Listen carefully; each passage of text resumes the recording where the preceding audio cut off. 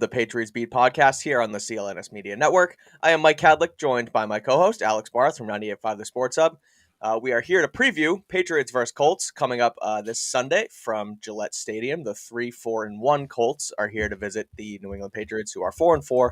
Both teams kind of in that middling, no man's land type of trying to fight for a wild card spot, but also trying to rebuild at the same time. The Colts have been through some things over the last couple weeks. We'll get into that in a second, but we'll go through the injury reports that came out today. We'll take a look at how the Pats will attack these guys on offense and defense, and then we'll open it up for some Q&As for you all to pop in the chat, and we'll get going on what you guys are thinking or what you guys want to know about the Patriots against the Colts this weekend.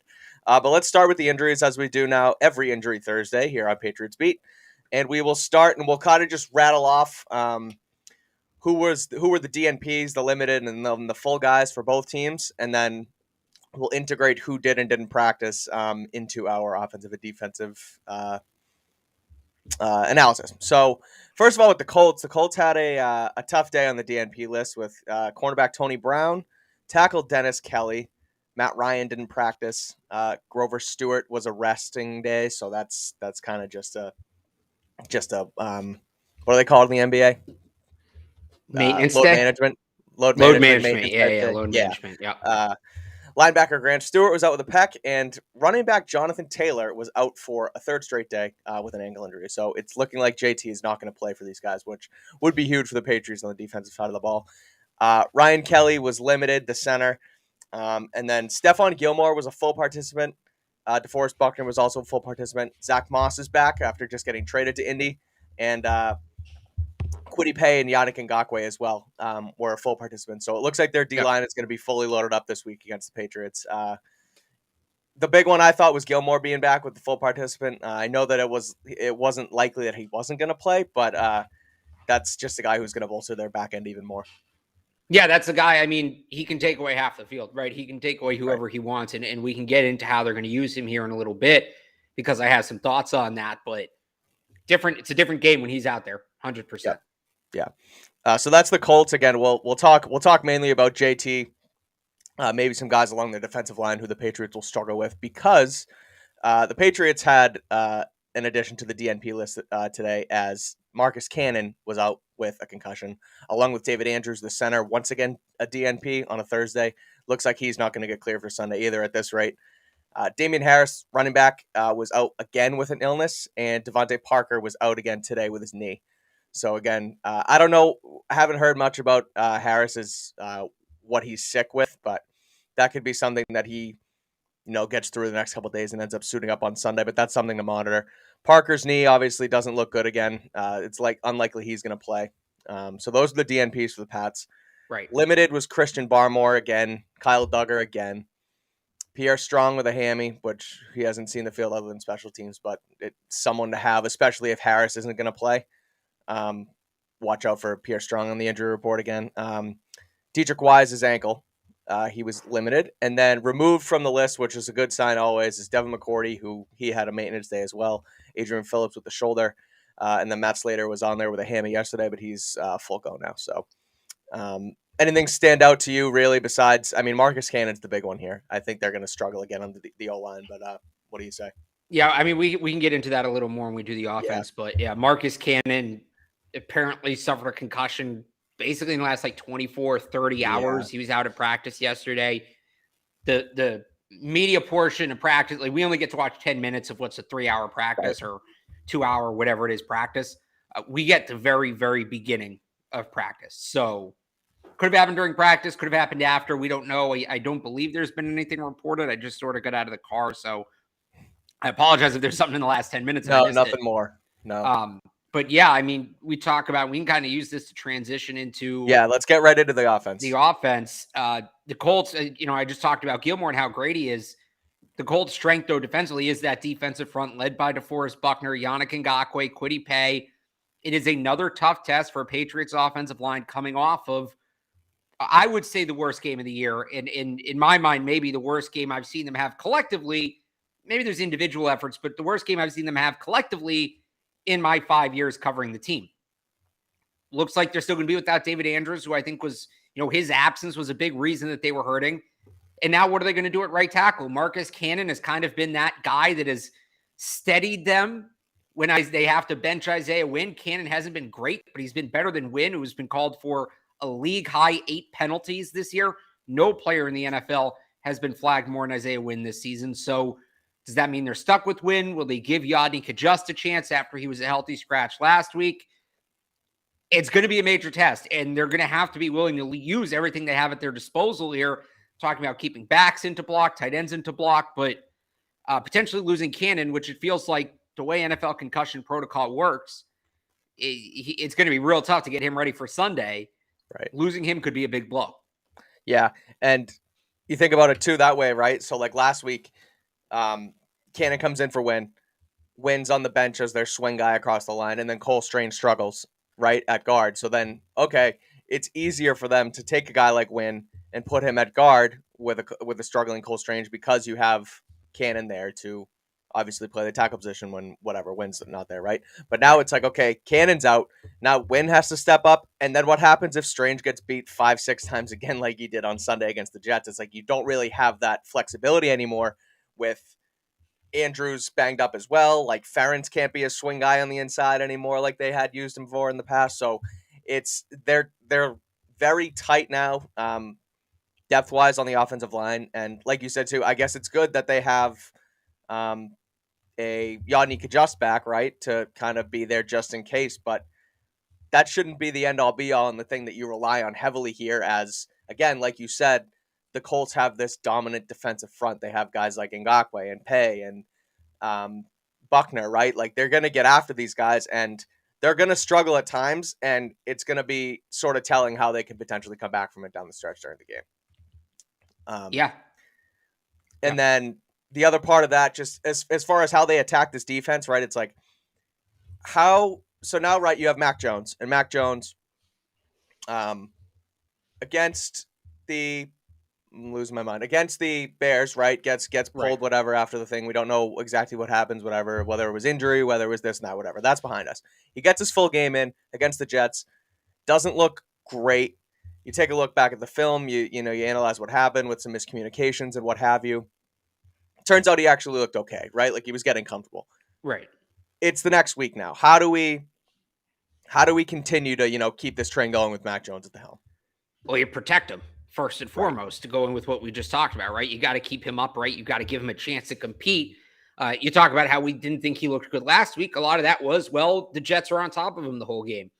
Right. It's going to be really interesting to see what the Colts do with Stephon Gilmore, because I think the recipe for easing Mac Jones in, and I think for a lot of quarterbacks, is just, find that favorite receiver, find that easy connection and exploit it. That's Jacoby Myers, obviously, with the Patriots. Right. Do the Colts leave Gilmore on the outside?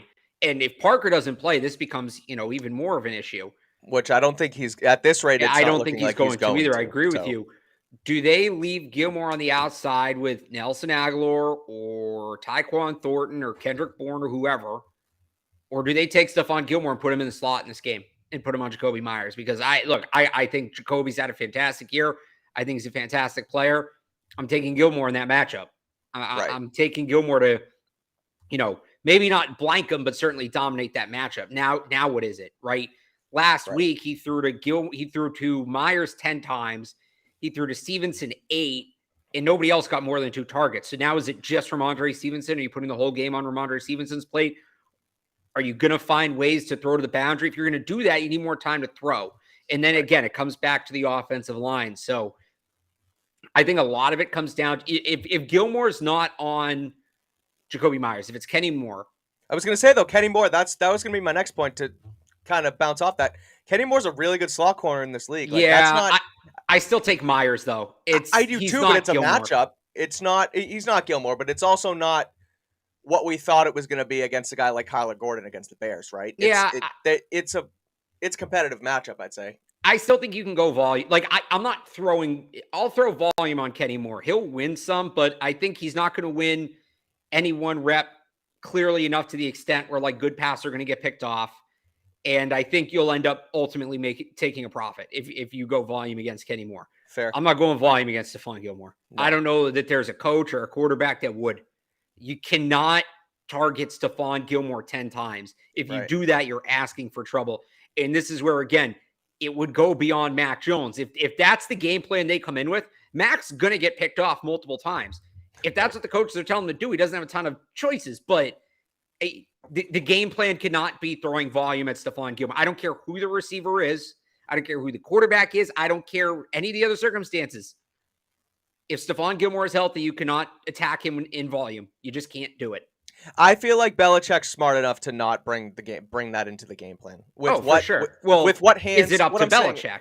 With what hands he sort of has on top of this offensive staff, right? I mean, again, it feels more and more like it's become the Judge and Patricia show and what have you, and we've talked about that ad nauseum here, but especially having Gilmore here for so many years and Bill Belichick knowing what he did for this defense, winning a Defensive Player of the Year award and being an anchor on the outside for a Super Bowl, it's like he's going to get his nose in that offensive game plan room and be like, this is what we can't do. We need to see where they line up against Gilmore, and we need to scheme ourselves out of it.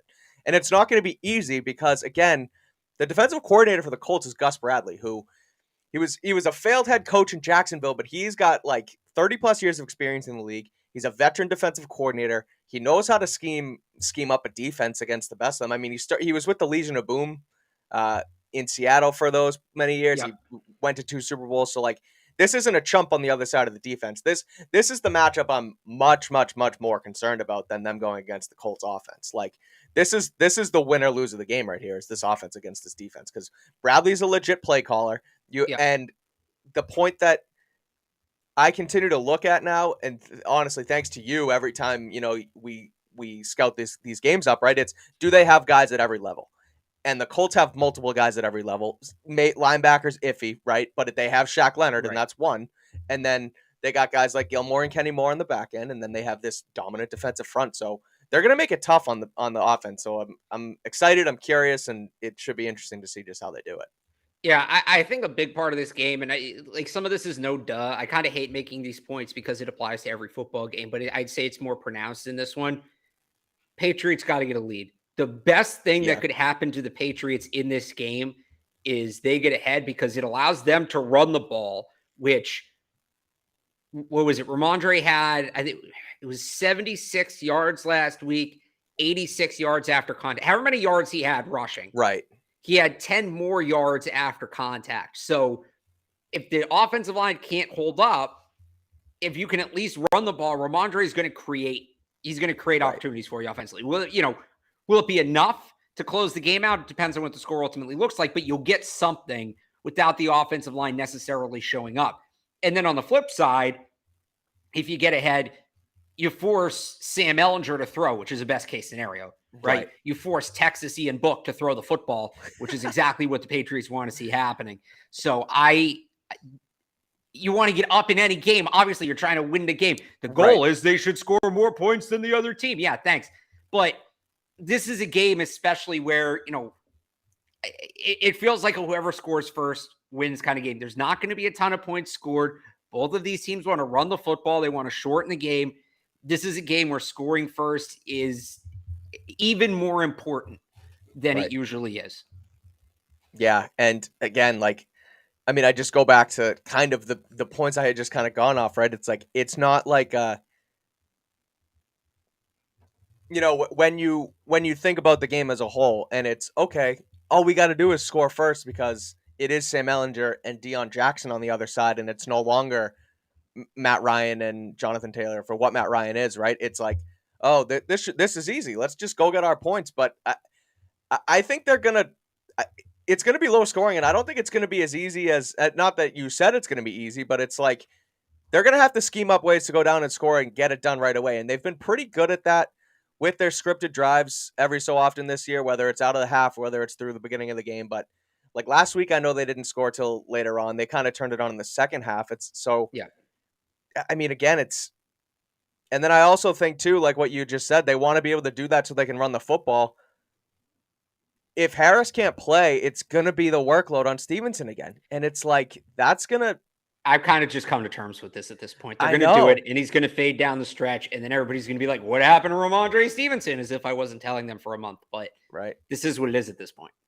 I'm a guy that I kind of want, and I don't know why, and I wonder about it, but like a guy like Pierre Strong, can he not handle a scat back, running back 2 kind of couple carries a game because they just haven't given it to him whatsoever? I mean, it's how they've always been with I rookie know. running backs, non-first round He was guys, right? he was the anomaly. It was Stevenson last year. Ramondre was only the second rookie back, non-first round pick for the Patriots under Belichick to have over 100 touches as a rookie. The other was J.R. Redmond all the way back in 2000. So, I mean, Every time I hear the name J.R. Redmond, I just think of John Madden in the 2000 Super Bowl. Yeah. Just the dump offs with Brady. But go ahead. But yeah, this is just how they operate. This is and for the record, if they do get one of those backs more involved, I think it will be Kevin Harris, because I think Pierre Strong is essentially redshirting to take over the James White role and reduce Ramondre's workload next year. Kind of be that second guy. Sure. In that role. I think Kevin Harris is the guy that they see as the early down, just put your head down and go back. So we saw it earlier this year, right? It was Kevin Harris briefly against Cleveland, right. But yeah, I'd love to see them give one of those guys an opportunity. I'm just not holding my breath on it. Or a JJ Taylor. I mean, JJ Taylor's been lost in the shuffle here.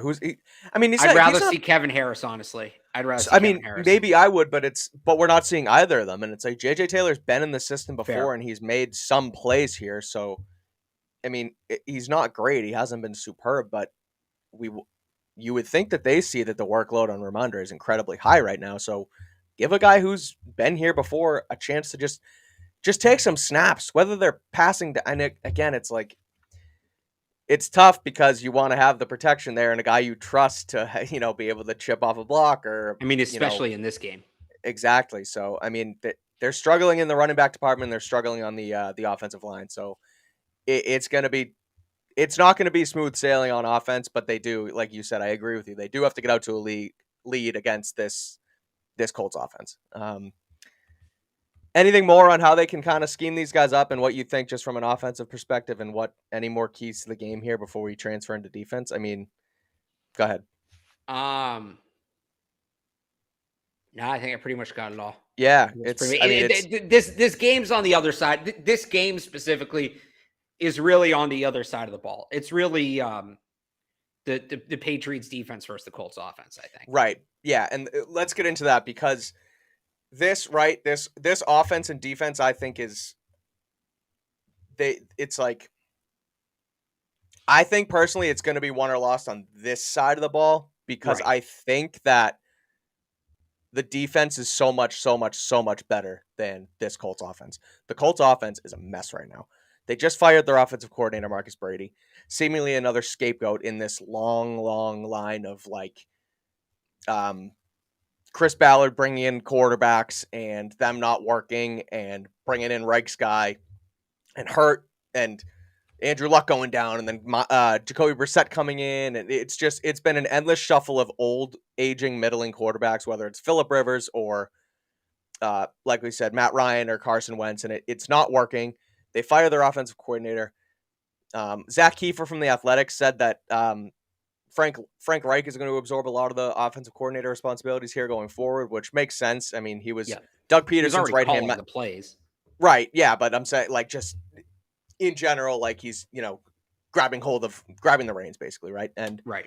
I mean, again, this is a guy who was Doug Peterson's right-hand man when they won the Super Bowl against the Patriots a couple years ago. I know things change. It's not, just grab that playbook and run it, but Reich knows how to beat these guys. We'll see what happens there, but like I said, Matt Ryan, whether he's hurt, whether he's benched, whether it's both, he's gone, and it's Hook'em Horns, Texas Longhorns, Sam Ehlinger, second year, 4th round pick out of Texas at the helm for the Colts. Let's start with Ehlinger. What do you think of him? What have you seen? And do you trust him against this Patriots defense at all? Texas Ian Book, man. I was not a Sam Ehlinger guy when he was coming out. I Tim Tebow-ish, probably closer to Colin Klein. That's a name some people might have to go to the Google machine for. I really did not see much of him as a passer at Texas. He can throw the ball far. There's no control behind it. Yeah. He can run. Now, he's not fast. Mac actually ran a faster 40 time than he did, but he's a power back. I know people don't think of running quarterbacks as power backs. They think of fast quarterbacks. No, he will put his shoulder into and force you to tackle him. Like he runs the ball like a power back, which, teams might not be ready for. Tim Tebow's a good example there, like you said, because the guy who's it's not blazing speed Lamar Jackson, but it's like he's not going to slide. Right. He's going to lower your shoulder. And he's going to run a QB power into your face. When you put him in the read option with Jonathan Taylor and you can kind of get defenses flowing away from him, there's something there. To me, with him, again, they've got it. They can't do what they did against the Bears and create open rushing lanes because he'll take them. You got to be disciplined in the pass rush. Let him take the ball when they run those option plays. Let him run it because, again, he's not that fast. He's not going to outrun defenders. And the biggest thing to stop Sam Ehlinger is just tackle him. The Patriots have the third most missed tackles in the league this year. And if there's one thing Sam Ehlinger can do, and this is, when you scout quarterbacks, this is the first trait you go to, tackle breaking ability. The one thing Sam Ehlinger can do is muscle his way out of tackles. Right. So for the Patriots defense, when they get to him, they have to bring him to the ground because if you start letting him extend runs, everything's going to become more dangerous because now you have to keep another eye on him. That read option, even if it's not Jonathan Taylor, that read option then goes to another level. They can start going play action off of that. You have to tackle Sam Ehlinger when you get to him. If they do that, right, and they don't let him scramble, like they can kind of do what they did with Zach Wilson last week.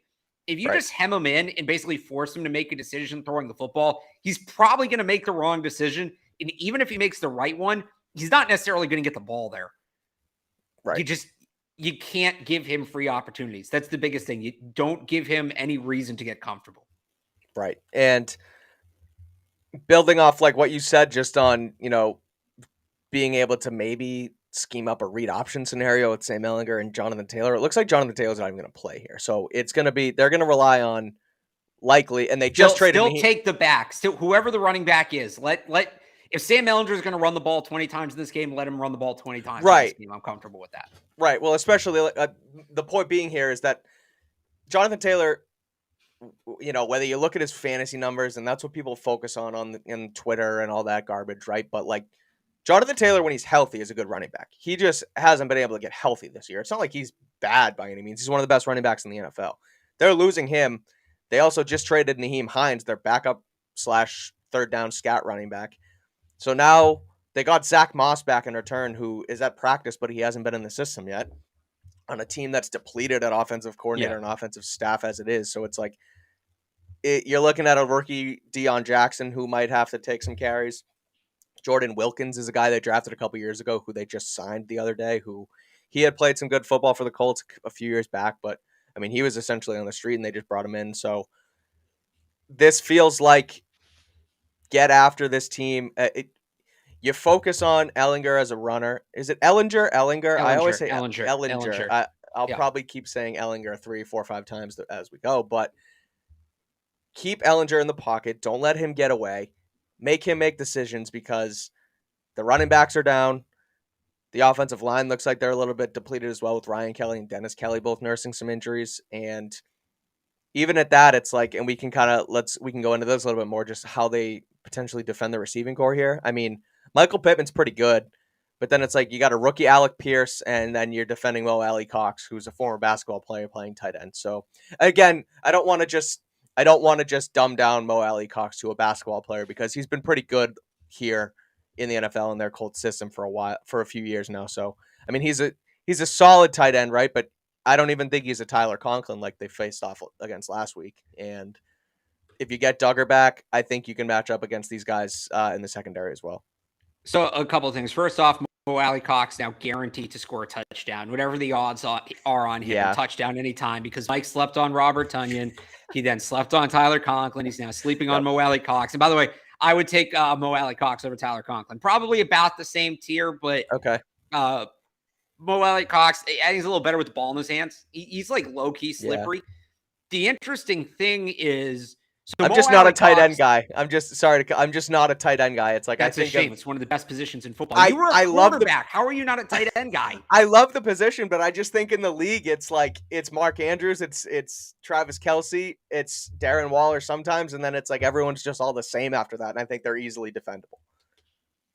I think they might all be the same, but I think they're clearly not that bad. Tonyan was the one that killed me. Like, Conklin, I get. Mo Alley Cox, I get. I still can't believe you're out on Tunyon. But anyway. That's fair. And again, you're right. Just I trashed the both of them and they ended up scoring. So again, it's likely that Alley Cox ends up scoring here, but right, go get us the odds. Mo Alley Cox, anytime touchdown scorer. Yeah. The interesting thing is, so Mo Alley Cox is their starting tight end, and he plays the majority of the snaps of the tight end position. He's only played 50% of the snaps this year. They rotate the tight ends quite a bit. A guy who's played 48, I think it's 48, 46, 48% of the snaps is Kylan Granson, second-year tight end. He's actually the guy they throw the ball to. So they've targeted him 26 times. They've only targeted Mo Alley Cox 16 times, and they'll get the rookie Jelani Woods involved as well. He has 10 Woods targets. was the other guy I was going to mention too. So, again, it's not the 2011 Patriots. But until I can see this team defend tight ends, I'm going to keep saying it's something we need to watch. Especially, and Kyle Duggar's trending towards playing, which is great. Right. But if he doesn't, Mo Alley Cox is good enough to get over on them. Like, again, he's about in that tier of Tyler Conklin, who tore them up. Probably should have had over 100 yards. I mean, there were 2 instances where Zach Wilson missed him bad in the intermediate part of the field with room to run. So the interesting thing to me, Kylan Granson has gotten the most targets, but I look at Mo Alley Cox, I look at Jelani Woods. Mo Alley Cox has 11 catches, 2 for touchdowns. Jelani Woods has 6 catches, 3 of those are for touchdowns. Those 2 guys have combined more than half of the Colts receiving touchdowns this year. Now, and I'll put this disclaimer to everything I'm about to say about the Colts offense, because we don't know what it's going to look like. New offensive coordinator, new quarterback, they may change a lot. They are throwing to these tight ends in the red zone.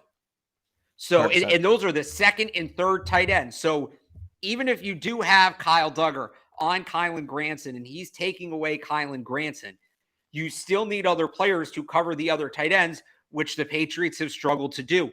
Those 2 guys are going to be factors in the red zone. You can't, the red zone is where Sam Ehlinger is going to be dangerous because he can tuck and run, right? You don't want him to feel comfortable throwing the ball in the red zone. You want him to feel like he has to run so you can kind of put more resources towards that. So, again, defending the tight end position is still something to watch. Until they prove that it's not an issue, it's going to be something to watch. Right. I'm also curious to see, even if Taylor doesn't play and they do end up running the ball, I'm going back into the injury report to kind of tie those in together here too, because if Taylor doesn't play and you're rotating these guys here for Indy, but Dietrich Wise, Christian Barmore, and Josh Uche all limited at practice. I don't know. We'll see, and hopefully they can get Barmore back because he's a run stuff machine. But if two or three of these guys don't end up playing, that's a tough blow to your front 7 here. And I know Judon's been great, and I know Guy's been solid, but Guy's been banged up this year. It's week 9, and you can tell that the injury bug's around for not just the Patriots, but every team in this league. So, everyone's going to struggle with it, but I'm interested to see how they can stop the run even without Jonathan Taylor.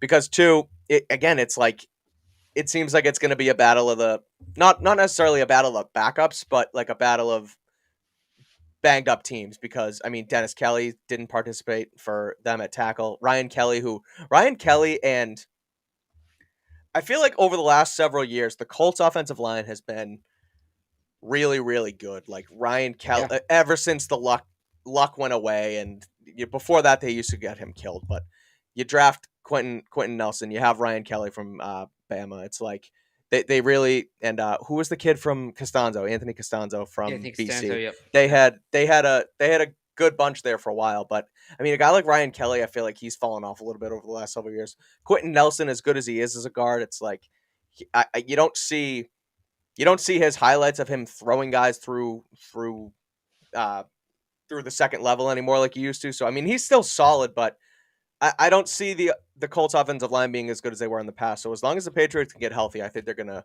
be able to stuff this run, but it remains to be seen, and it's gonna be because of the injuries. So when they played last year, right, Jonathan Taylor had 170 rushing yards in that game. Do you know how many of those yards came before contact, before he was touched by a defender?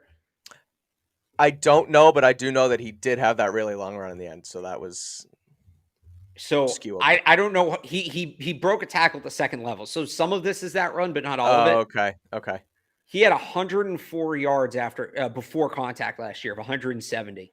Wow. Okay. The thing about Jonathan, so there's two things here. If Jonathan Taylor does play, the thing about him, he's a very powerful runner. If you let him break clean through the line and you let him build up ahead of steam, getting in that second level, he's a real tough guy to bring down.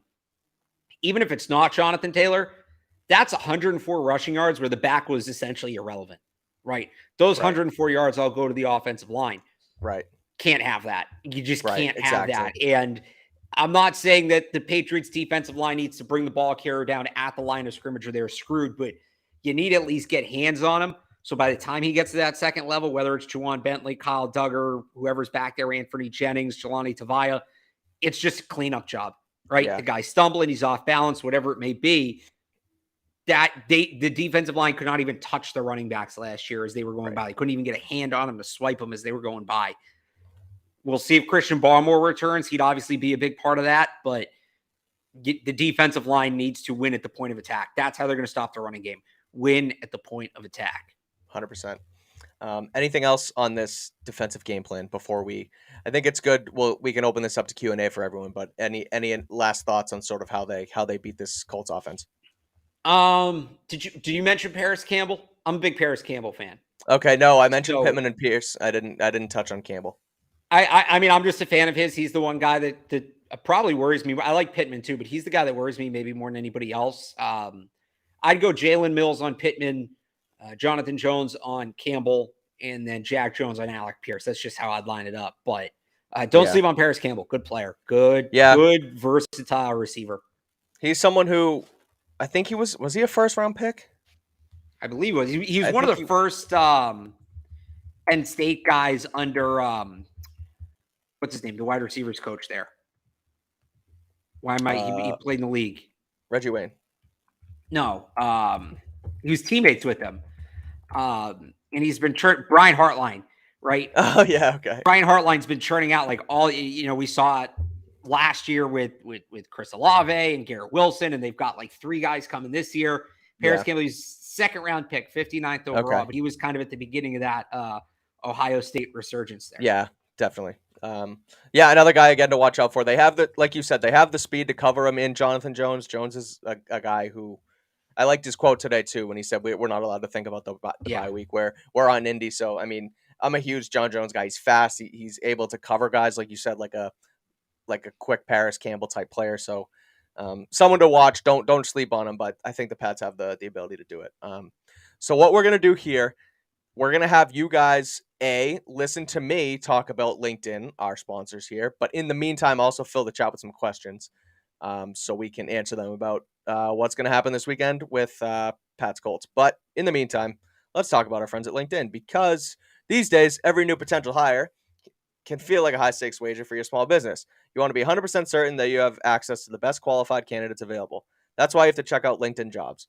LinkedIn Jobs helps you find the right people for your team faster and for free. We use LinkedIn Jobs here at CLNS Media, and they make it super easy to post your jobs. Then you just add the job and the purple hashtag hiring frame to your LinkedIn profile to spread the word that you're hiring. Simple tools like screening questions make it easy to focus on candidates with just the right skills and experience, so you can quickly prioritize who you'd like to interview and hire. We're entering bye-week territory here, Alex, which means 2022 is coming to a close, and there's no better way to wrap up the year than by adding a new team member. It's why small businesses rate LinkedIn Jobs #1 in delivering quality hires versus leading competitors. LinkedIn Jobs helps you find the qualified candidates you want to talk to faster. Post your job for free at linkedin.com/beat. That's linkedin.com/beat to post your job for free. Terms and conditions apply. All right. Let's see what we got here. Right at the bottom. This one's good. The starting O-line this week is, Alex, what do you say? Tackle Trent Brown, guard Onwenu, center Ferentz, guard Strange. Well, no, it'd be Brown, Strange. Yeah, okay. Ferentz. Sure. Brown, Strange, Ferentz, Onwenu. They're going to start win. Like, there's no indication. They started him last week. It's clearly still his job. But I bet we see Yodny Kajust by second half. Yeah. I wish they could move Mike Onwenu out to right tackle. There's just really, especially if Marcus Cannon's out, Chase and Hines on IR, there's just no way to do it because you don't have a right guard on the roster. Right. Yeah, so you're just you're assuming and saying that it's going to be a bleep show for Isaiah Wynn and they're going to have to pull him. I mean, that's what it's been the last, No, I know. the last 5 weeks. Why would it be anything different? I'm just clarifying that you start win because you kind of have to, and you have, and then it didn't work again, and then we just go to adjust. I mean, I think that's probably what they will do, but at that point, it's like just give the guy the shot at the beginning of the game. I know he's coming off IR, and you might not want to play him a full game already, but again, I don't disagree. I wish they would have done that with Cam in the last couple weeks. Right. Tyquan Thornton in the red zone. Do you see them scheming anything up for Tyquan Thornton in the red zone? I mean, they did it. They did it in the. I don't think they were officially in the red zone a couple weeks ago when they gave him the handoff, but that was like I think it was like a 23-yard line. Yeah, it was like the 23-yard line. They gave him a quick end around. I mean, that was them scheming him up in the red zone, sort of just like get us these 20 yards and book it, right? And right. I mean, what do you see and what they can do with him in the red zone or anyone in the red zone? Really? Yeah, I mean, he's looked good in the red zone. You go back to the pass he caught in the preseason, the touchdown he caught from Bailey Zappi against Cleveland. I mean, he's good at. You got to be able to ad lib in the red zone. You got to be able to adjust based on what the defense is giving you. Right, there's not a lot of space. You got to find it where you can. He's been good at that. So I'd like to see them get him more involved. Now they have to get to the red zone. That has been an issue. I mean, maybe they're getting to like the 18, 19-yard line, but they got to get down there first before they start throwing at people down there. How about using him to get down there, and then we can talk about using him in the red zone. I agree. It's like you have this guy who can beat someone downfield for 50 yards, and we've complained about their downfield passing here, but when you have a guy like when you're doing it to Aguilar and Parker, that's different than scheming it up for a guy like Tyquan Thornton who has the wheels to beat anyone in the league essentially at the quarterback position 50 yards downfield. Do you want to do this trade talk or draft talk? What tackle do you like in the draft next year? I mean, what is his name? Skoronsky from Northwestern is going to be the best tackle in the draft. Generational prospect. I hope that they're not picking high enough to take him. I think that would be a massive problem. Skoronsky, right? Peter Skoronsky. Yeah. Broderick Jones from Georgia, to me is a name to know just because Georgia guy, multiple position guy. I know people are going to be like, oh, they just took Isaiah Wynn from Georgia. What are you doing? Broderick Jones can kind of play. My personal favorite is DeJuan Jones from Ohio State. They don't take a lot of Ohio State guys, so I don't know how realistic this is, but take out the Ohio State element of it. 6'8", 380, can play left and right, has played in multiple offensive schemes, can pull, can move. He's basically just Trent Brown. I mean, he reminds me a ton of Trent Brown, at least where Trent Brown was, coming into the league in his first couple years with the Patriots even. So right now he's projected like an late first, early second. We'll see what happens when he gets to the combine. But DeJuan Jones is my, all things considered, is my favorite tackle in the draft this year. And there you go. It's another Jones guy for whoever just brought that up in the chat. You get another Jones on the roster. Add it to the list. We're gonna have to start putting first initials on the back. I wish the NFL still did that. That was cool back when they did that. I like that. Yeah, I think so too. But you'd have Mac would have his full name on his jersey. He would have Mac Jones because Marcus Jones would have MAR and Mac would have MAC. That would be cool. That's like JD Martinez, how he has JD Martinez in the back of his jersey. We can save uniform and jersey talk for another day, but me and Alex could have our own full podcast on uniform talk at this rate. It'll happen eventually. It will. Staying pat at the deadline, was that a good move or not for the Patriots? Yeah, I think for the most part it was. I kind of talked about this on Tuesday, right? You don't make a trade just for the sake of making a trade. Right. You don't get this guy off the roster is really stupid logic for making a trade. The one guy I would have liked to see them move was Isaiah Wynn because I think it would have been addition by subtraction, but I'm perfectly fine with them not making a move.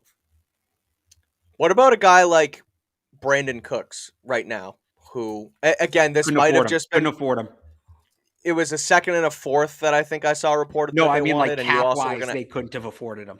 Well, they wanted the second and a fourth, and they also didn't want to pay his salary. So that's why he didn't end up getting moved, and he's way too expensive. The Patriots couldn't afford him. But in theory, a guy who has been in the system before for a team that, again, they're deep at receiver, but they're not that great at receiver. Cooks is a guy who I think gets kind of a bad rap because he's been bouncing around the league forever, but he's like a consistent 1,000-yard receiver every He's a single good season player. he plays. Like he's really good, and it's like he continues to get lost in no man's land, and sort of feel like he deserves better. Well, the problem with Brandon Cooks was he got one. I think he's a good player. So it's funny, to bring it back. Go back to the end of the 2017 season, and the Saints had both Michael Thomas, who was coming off that monster year, and Brandon Cooks, who'd had two very Right. good years as a young player. And basically, neither of them were happy because they both wanted to be a number one. And I think it was really Michael Thomas who pushed it and said, I want more touches. And they had to trade one of them. I said at the time, and I took a ton of heat for this because Michael Thomas had just been awesome. They traded the wrong guy. They should have stuck with Brandon Cooks, built around him, traded Michael Thomas, and I got heat for that take for about 2 years. Yeah. I think I was right. I still think I was right. They kept the wrong guy. What happened with Brandon Cooks was he got overpaid by the Rams. Yeah. And he's a very good, I think he's a top 20 receiver in the league, but he was getting top 5 receiver money. And unless you were a contending team in the last year of a win now window, that contract made no sense. So he kind of kept getting passed team to team. And now he's just landed in Houston that doesn't know what to do with him. So it's a damn shame that his career has been wasted the way it has, because I think he's a really special talent. And I know that he'd call it wasted. He made a ton of money. But I'd love to see him back here at some point if it ever became possible. He's a fantastic player. I'm a huge, huge fan of his. To push back a little bit, I think that peak Michael Thomas is better than Brandon Cooks. So would you rather have the 1 year Michael Thomas did or like the 6 years Brandon Cooks did?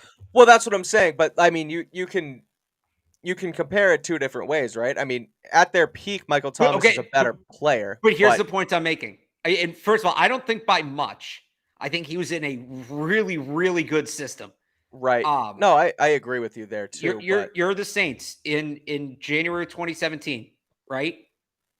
You have both. You can trade either one. The returns are about even. Who are you? Go back in time and you get to make that decision, knowing what you know now. Who are you trading? Oh no! I mean, knowing what you know now, you're gonna keep Cooks strictly for the longevity. But they kept the wrong guy. They were wrong. They kept the wrong guy. Fair point. All right, I'll take it. No. Offensive and defensive MVPs for this team so far. I'm gonna say right off the bat. Yeah. Offense is obvious in Stevenson. I like sneaky though. Sneaky. The offensive line's been bad. Without Michael and Gwen, it would be atrocious. And he's been put on an island this year because David Andrews, almost 90% of the time, is moving to his left to help Cole Strange, which is the right call. Right. And then rookie in the first year of a system, give him help and right. And then to his right, he's got Isaiah Wynn, who's not doing anything. So and he's in between that. On his own, on an island, he's been excellent. So Stevenson is the MVP. I don't disagree, but Mike Onwenu is 1A. Like he's been, I don't want people to lose track of how good he's been this year. He deserves a ton of credit. He's been excellent. Another guy on offense too is Jacoby Myers is having another year for himself, and he's proven that he's gonna get a bag from whether it's the Patriots or not. He's gonna get it. But defensively, I think that everyone is gonna say Matthew Judon, but I think it's Kyle Duggar. I think you see that. I mean, we haven't been able to see it with Judon because obviously Judon hasn't been hurt this year. But when Duggar's on the field, the defense is so much better, and they attack the run. They cover in space better with these tight ends, and I feel like everything's just more secure with Kyle Duggar back there. When he's out, it seems like a mess. So I think he's their most valuable player. So if you want to talk about Judon, like Judon's been the best player. If you want to like highlight the definition of valuable, right? What is value and all of that? It's Kyle Duggar. The drop off when he's not on the field is striking. They need they can't afford to be without him that much. Right. Let's continue searching for some cues here. This one is Patricia evolving this offense? More motion and scheming players open. So what I'll say is, I mean, I don't like the direction the offense is going. There's been bits and pieces of improvement slowly since they sort of decided that it's not Zappy's team and it's Mac's team. again, there was some hot and cold times during the Jets game, but one specific play that I really liked, and I saw Dan Orlovsky from ESPN broke it down a little bit further today on Twitter, but it was the fourth down on the goal line on the Myers touchdown, and that was some really good scheming from the Patriots offense. They were in 11 personnel, so they had one running back, one tight end. But what they did was they had a bunch set to the left, a short bunch to the left, and try and visualize this here as I explain this. But they had a short bunch to the left, running back in, and they had, and I'm saying to you, and I'm also saying to the listeners, not Right. necessarily you, but it's tough to not map it out. But short short bunch to the left, Henry to the right, ISO, but they swap Stevenson and Myers. So they put Myers in the backfield, and so instantly the defenders are scrambling, and they're trying to figure out who covers who, and whether they use a linebacker on Myers or they switch it up with make sure your linebackers on Stevenson and what have you. And as they try to figure that out, they motion Myers out, and so they motion Myers up and across the formation, and then he's in a dual set with Henry, and so as they're figuring out who to match up Myers with, he's now in motion, flanking across the other side of the field, and so then the defense is even messed up even more because they don't know who to send. 4th and 1, Max snaps the ball as there's a guy trailing Myers and flips it out to Myers easily and scores a touchdown. So that's something that I hadn't seen from them with Mac at the helm anyway, is getting creative like that. And so that's one way that I've seen they've schemed players open a little bit more, and they did it there really well. And so I'm looking forward to seeing some more creativity like that moving forward. But that's one that stood out to me from last week anyway. Yeah, I think so. Just, more RPOs too. Yeah. There's some of it there, and it's stuff that he's taking. When they went back from when Mac came back from injury, right? They went from Bailey Zappi to Mac Jones. We talked about, will Mac get to run the offense Zappi was running? And instead of just staying with that offense, it looks like they're slowly putting those pieces back in. Right. I don't get why they're doing it that way, but it does seem like they are bringing some of that stuff back in. Yeah. Let's see if there's anything more. I think we can end it with this one, and this is more just let's discuss kind of where we can go from here. Should they hire not a real offensive line coach, but instead of assigning that to Patricia? I mean, they also have this Billy Yates who's there on the offensive line.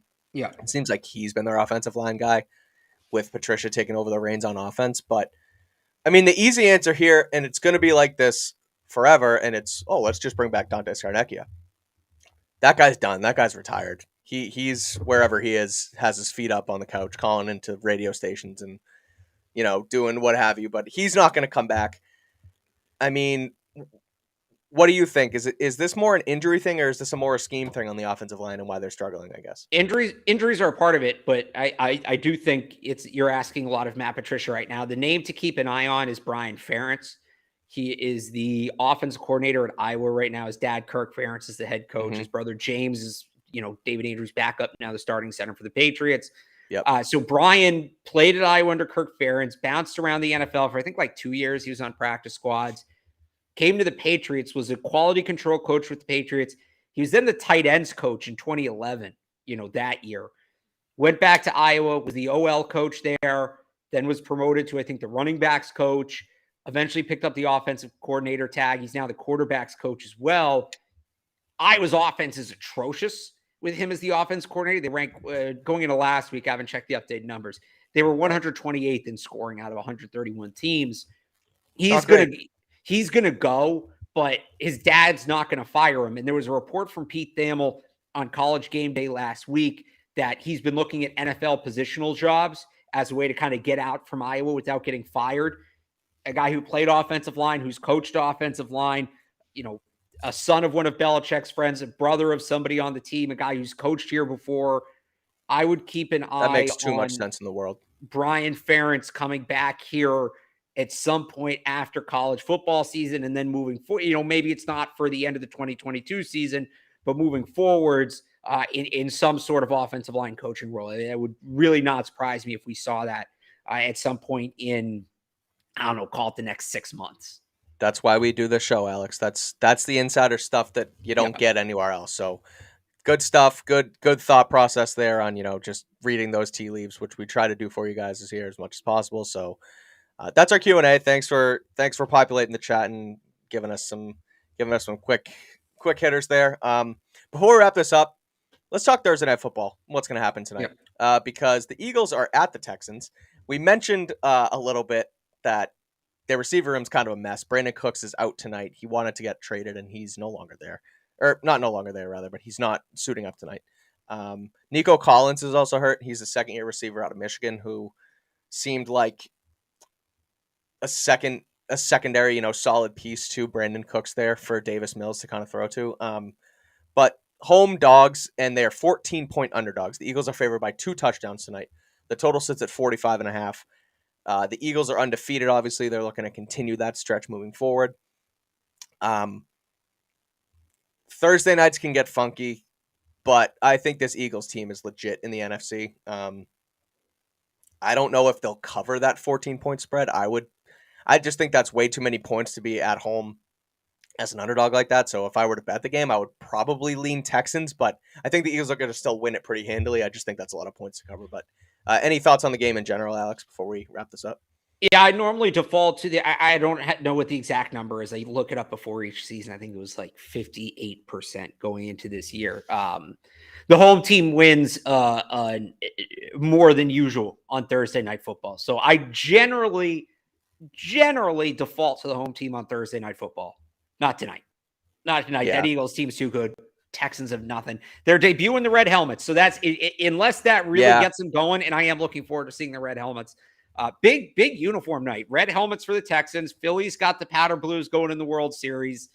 But I've got the Eagles tonight. I've got the Eagles pretty comfortably. I think they do the whole city of Philadelphia a favor and allow them to comfortably turn that game off at halftime and go focus on the Phils, who I also have tonight. Okay. I'm a little jealous, man. Like maybe I shouldn't say I'm jealous because I'm sure that there's a lot of sports fans who've never been in their shoes who are really jealous. But I call it FOMO. I don't know. We've been in the shoes where Phillies fans are tonight, man. That's a good time. That's a good time. I hope they enjoy every second of it. I'm going Philly tonight, both games. Don't say it. I hate Philly. I hate how they bring it up. I forgot that was the thing. Yeah. Okay, I'm going Philadelphia. Thank you. I forgot. Oh God, you just unlocked. I had repressed it, and that's why I said it because I forgot it was a thing, and now you've unlocked it in me. I'm sorry. I am taking the Eagles and the Phillies tonight. I think Houston wins nothing. I think Houston. I don't know. I don't know if the Sixers or the Flyers are playing. I probably won't pick them. But in the 2 games that matter, I am taking Philadelphia. I like it. I agree. I think Sixers are playing tomorrow against the Knicks. That's I'm not even going to. James Harden's out for a while too. Also, some breaking NBA news: Kyrie Irving has been suspended, no less than 5 games, according to the Nets. So, all I'm going to say to that is good because it's been a whirlwind for Brooklyn in general. But I agree. Philly. Hate saying it, but I agree with you, Alex. I don't think. But the Flyers don't play tonight either. They played last night, so it's just those 2. I don't think Eagles cover 14, but I think they do win it by 2 possessions, whether it's 10, 11 points. But they'll get it done. Jalen Hurts is a monster this year. Probably the leading MVP candidate right now. Sirianni has them going in the right direction. So that's our take on Thursday Night Football. I think you know what? Let's do this before we go because the last 2 Thursday Night Football games we've been against each other. But this time we're both on Philly. But I say Texans cover 14. Do you think the Eagles do you think the Eagles win by 14 plus? Nah, it's one of those nights. It's just we're on the same Philly's page here. night. Okay. It's Philly's night. I think that I have like October 9th, 2013 vibes, which is the Kimbrel Tompkins game and then the David Ortiz Grand Slam where like I feel like the Eagles win big, and then I think it's the Phillies that leave them on the end of their seats till the end of the night. I think the Phillies sneak one out. Maybe it's extras. Maybe it's are they in Philly tonight? Baseball. Because the football game's at Houston, and they're in different cities. Yeah. So yes. Okay. Maybe it's a walk-off, extra innings. I don't know, whatever. But I feel like I don't know what the spread is in that game. I don't know if there are spreads for baseball. Do you have it there? There are, but it's weird. I'm looking at that. I will fake parlay this year. I am going to take the Eagles to cover. I'm going to take the Astros to cover, but the Phillies to win. let's think about this here. But this is getting silly. How's it? It's not that the ridiculous. Phillies are underdogs. The Phillies are dogs. Oh, the Phillies are okay. So yeah, I'm taking Phillies money line. Taking Phillies money line and Eagles minus 14. Eagles minus 14. Yeah. All right. Do it. That's Alex Barth's gambling advice here on the end of Patriots Beat. See, it's not advice. That's what I'm doing. It's not advice. It's just what I'm doing. All right. Well, hypothetically, that's like how I think the night will play out. Fair enough. Well, you heard it again. Here I think first, I'm folks. 0 for 3 on Thursday night picks on the show. Yeah, you are. So again. So now we're technically against each other now because I have the Texans plus 14. Yeah. You have Eagles minus 14. So we duke it out again. Well, you got to pick the baseball game now. I like Philly, the Philadelphia Phillies tonight. I think I think what happened last night to them with the combined no-hitter was they need to get back at it. They've had that's been the series. There's been a big back and forth here. I think they get their bats going because when they're hot, those bats are insane. What they have in Philly. So I'll take the Phillies as well in baseball. But it's Philadelphia versus Houston in both games. Did you just realize that? I just saw Texans and I was like, oh, yeah. Look at that. That's the whole thing. That's why I'm comparing both because you could take Houston in both, or you could take Philly in both. That's the whole. I was too focused on Philadelphia. That's the two games. It's linked. It's all linked. Wow. And who wants to root for Houston right now? Is there any reason to root for Houston? No, somebody's tired, and that somebody is me. But it's Philly tonight. You heard it here first from me and Barth. That's our Thursday Night Football preview. The Patriots, we touched on all of it here, so take a look, check it out. But Patriots welcome in the Colts this Sunday to Gillette Stadium. Me and Alex will both be there on site for some coverage. We'll be back here on Sunday night to break it down, and then we will also be back twice next week, Tuesday, Thursday, as usual, to break down this game. And we'll do a little bye week special on Thursday probably as well. We'll figure out a schedule here going into the bye, but be on the lookout. Follow Alex on Twitter at RealAlexBarth and read his stuff at 98.5thesportshub.com. You can do the same for me. Follow me on Twitter at Mike Kadlick and read my stuff at CLNSmedia.com. I have a game breakdown preview. Hint, I have the Patriots covering 5.5 and the total going over. So take a look at the game preview there and tune in here on Patriots Press Pass for all of our Patriots coverage. Until next